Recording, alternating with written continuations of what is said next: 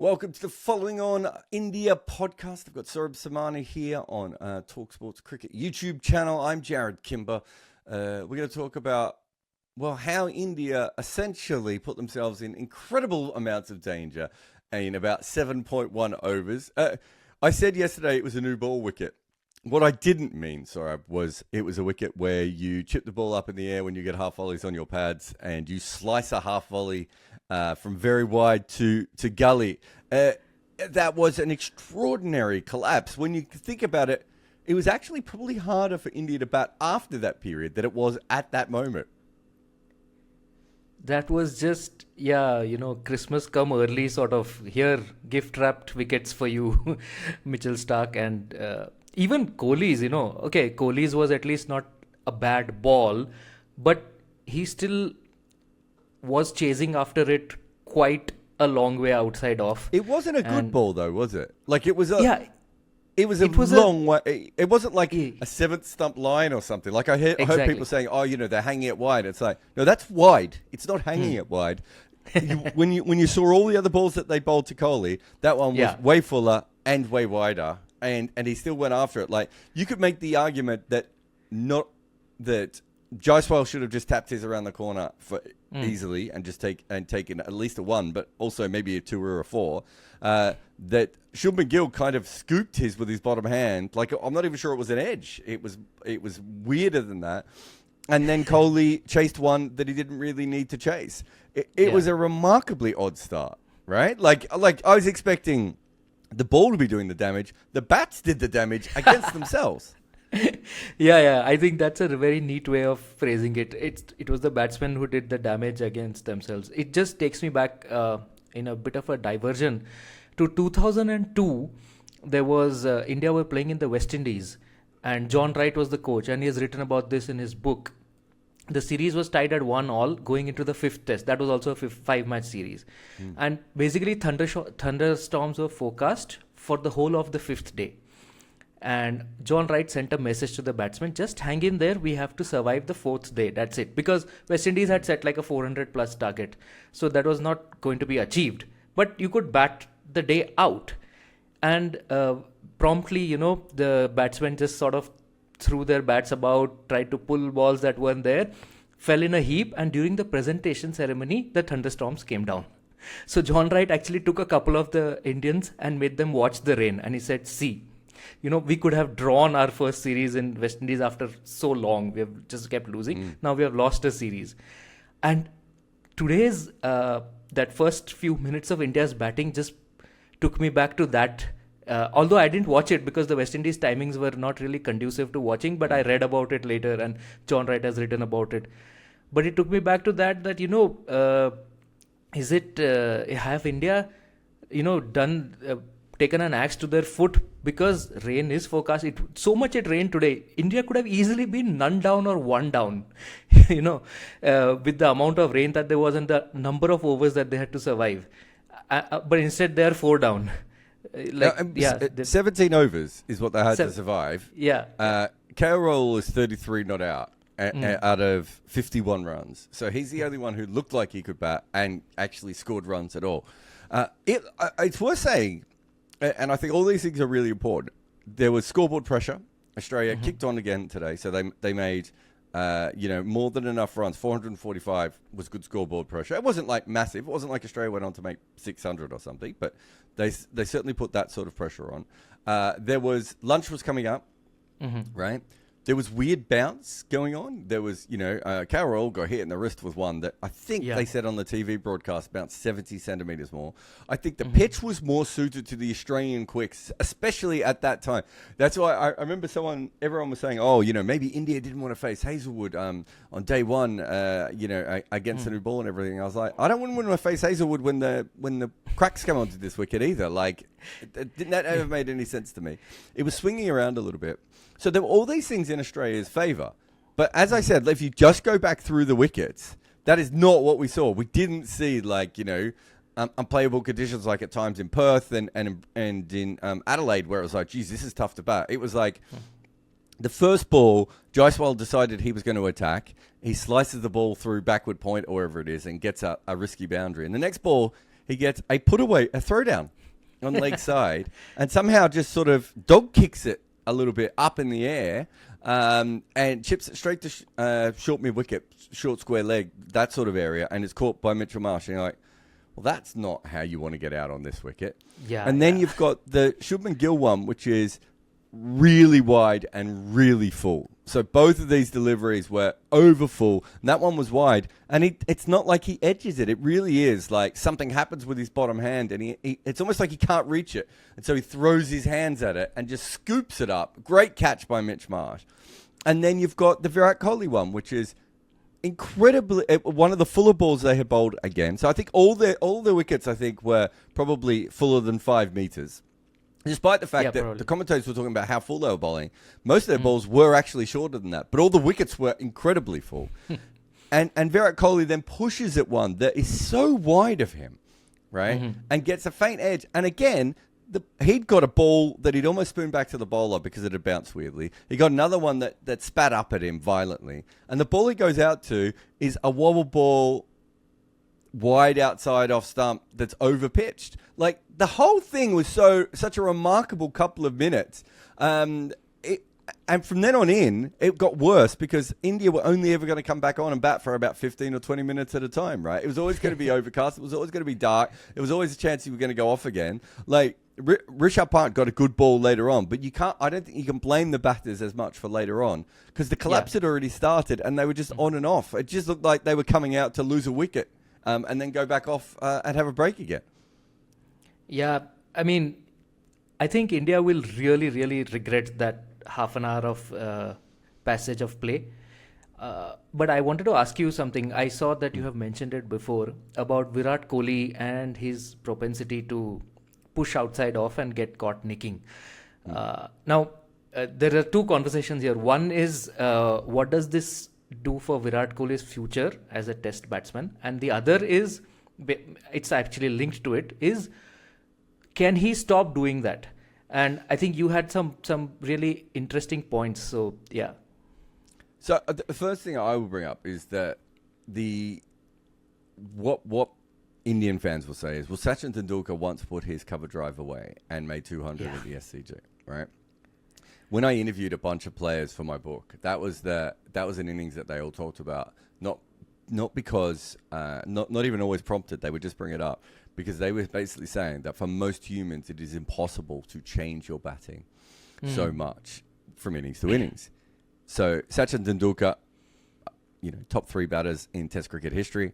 Steve Smith, maybe top 5, top 7 Test batters in Test cricket history. Both do that. Steve Smith came out yesterday. I don't know if you saw the footage. It's incredible where he's like, I change everything every time. I change it during the innings. I change it from ball to ball.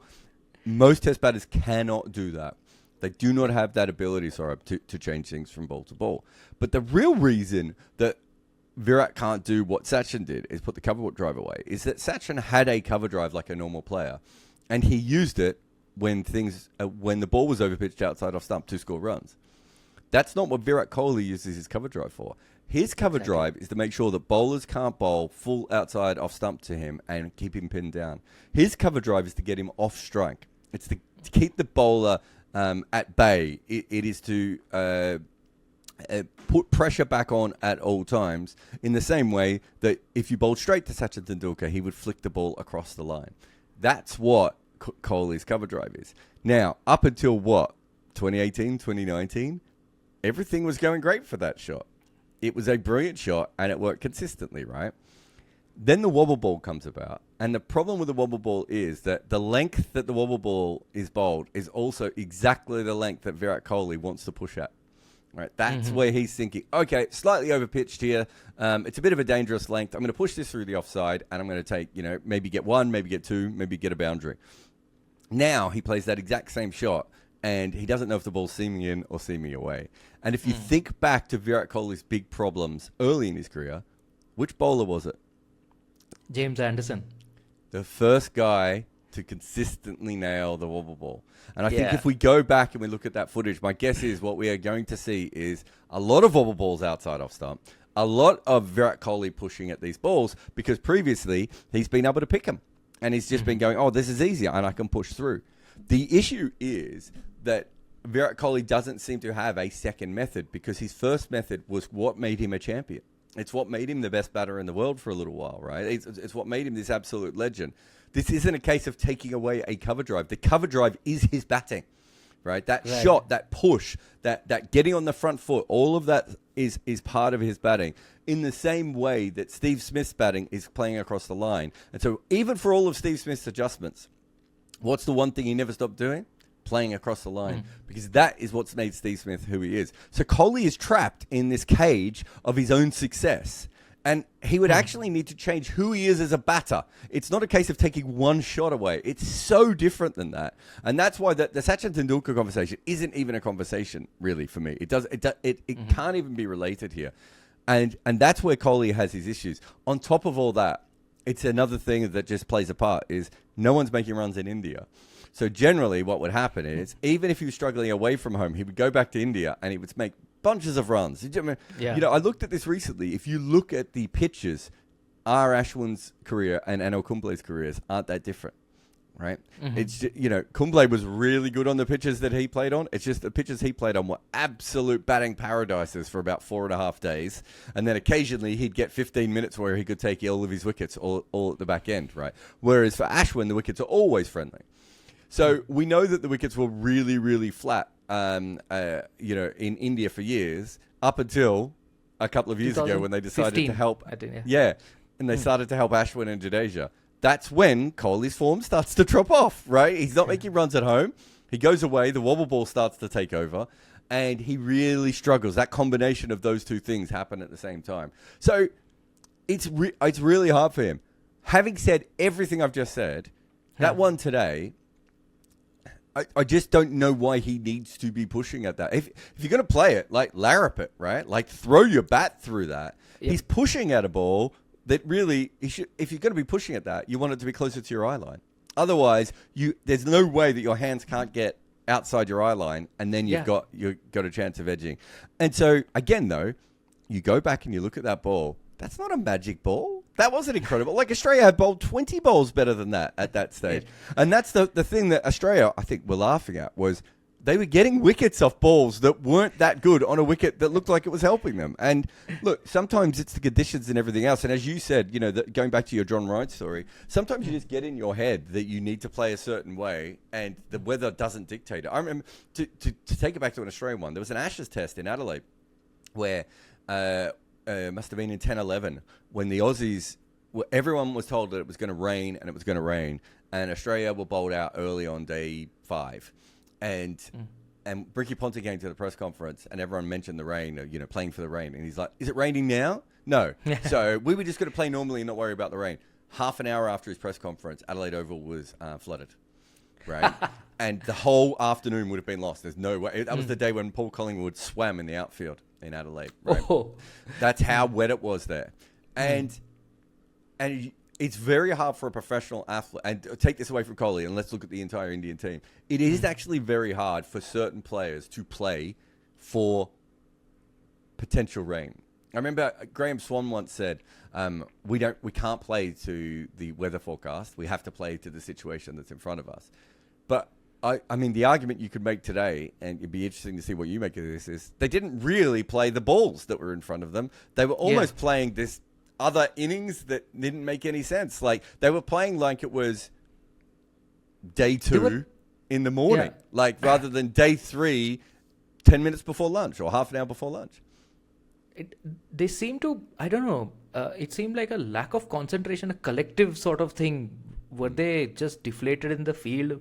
I mean, we haven't even talked about the runs Australia added in the morning. Alex Carey and Mitchell Starc larruping some boundaries. I don't know how much that played. Bumrah bowled 3 overs, got Stark's wicket, and then didn't bowl again. That could have been just workload management. I don't think there's any other issue with that, because Rohit said after the last test that every Bumrah spell is done in consultation with him, how he's feeling, how his body is feeling and all. So, and which is a reasonable thing to assume anyway, that they would do that. But they just seem, the batting just seemed not all there, because that's why it was just strange balls and strange shots to get out to. And the Kohli one especially, now if he's not able to dominate in the way that he was doing, if he's not able to play that way with the certainty that he was, then what does the future hold for him as a test batsman? And I know this is a little ironic coming from me, because after that Perth century, I was all in on Kohli, that I thought he's moving well, he's doing this. And I genuinely felt that, I felt he's moving well. But I think Scott Boland and Josh Hazel would have sort of opened up those doubts again. And if he can't do what made him great, what's next? See, that's the thing that, and I think that's a big part of the overall issue is I don't know how you fix this. So it could possibly be, it could that he's a bit like Ricky Ponting in that for 7, 8, 9 years he has this incredible peak, and then that's it. He doesn't ever have that again. And if you look at Ponting's tailing off, it was very long and it was very drawn out. And if you look at the numbers, they look a lot better than Kohli's numbers. But he was batting in a more batting-friendly era. He was batting in a hugely strong batting era and averaging in the 30s, which is not that much different than averaging in the 20s now. Yeah. Right? And we do, and I've always compared those two players from almost from the moment I saw Kohli. I thought he was the next Ponting. From 2012, I thought he was the next Ponting. Yeah, I remember I wrote a big piece for Cricinfo about it, and I've always felt that way. It's weird how much of their careers have kind of overlapped, right? Of like neither being great tactical captains, but being very like that players loving playing for them and running through brick walls and everything else. Like there's so many things, the fitness, the professionalism, the desire, the hunger, all these different things. But I don't think either of them, as talented as they are, have the ability to change what makes them incredible as batters in a way that there are other players who probably aren't even as good as them, right? Who will be able to do that. And so that's the interesting one for me. We've been talking about retirements in this series all the way through. Like, I still think there's a chance we'll see one Australian retirement as well. But you start to look at this and you're just like, I'm just not sure where he can go. I do think he's moving well. I actually think he's seeing the ball fine. But I don't know why he's playing that shot at that ball either. And as you said, maybe they've opened it up. I don't want to over-index on it because it was a tough time to bat. The ball spat up at him a couple of times and everything else. But it is very hard to look at that. Was it 7.1 overs? I feel like it was 7.1 overs in a hole and just go that India, for all the tough things that were against India, they played a huge part. What's the old Jeff Dujon thing? 95% of the time you get yourself out. It would be very hard to look at those 3 dismissals and not think that those 3 guys completely and utterly got themselves out. Now, having said all of that, I think this game's going to be a draw. The smart money, and the bookies and everyone thinks this is going to be a draw. I've done. And I don't want to pretend to be a meteorologist here, Saurabh, but the 2 minutes of searching that I had a look at, I can find one website saying that they think there's going to be 11 millimeters of rain coming in the morning tomorrow in Brisbane. That to me sounds like a washout if that sort of rain comes in. And rain is scheduled all day, although it's supposed to be a lot lighter in the afternoon. So if we get a ton of rain in the morning and then it's light throughout the rest of the day, that could be a problem. Generally in Brisbane, it almost has to be raining for you not to be on the field because it dries so quickly. But it feels like there's going to be a lot of rain there. At the moment, though, Australia's probably thinking to themselves, well, okay, if we get 100 overs in from here on in, right, which is very fair, they'll be thinking 16 wickets doesn't seem the hardest task in the world. Like, they're going to push pretty hard from here. And they were, you look at them in the field, they were playing like, some of their wickets came from good fielding that kept batters on strike and things like that. And, great catches and everything else. Like, they had all the energy. Whether they could keep that up for, another 16 wickets or not, I don't know. But at the moment, I would say huge favourite is the draw. But if I'm in the Australian camp, I'm like, okay, 80 overs may not be enough to get 16 wickets, but 100 might. And I think Australia would definitely think that way. the thing is now this test has become from India versus Australia to Australia versus rain. It's a thrilling finish. who will win out? Whether the rain will or Australia will, and the energy I think they'll probably have, because if it's only 100 overs over 2 days, that means there's a lot of breaks, right? So that means you can have, unless the light deteriorates like it did at the end today, you can have Stark, Hazelwood and Cummins at you all day because they'll have enough breaks. And incidentally, I think the most surprising thing about today was that Travis Head didn't get a wicket. It's like you're not used to seeing Travis Head come up against India and not do anything or something not happen. So that was good on Rohit and Rahul for surviving that over. Travis Head to get a wicket in the darkness on the evening of day 5 to win the test. Yeah, would be an incredible moment.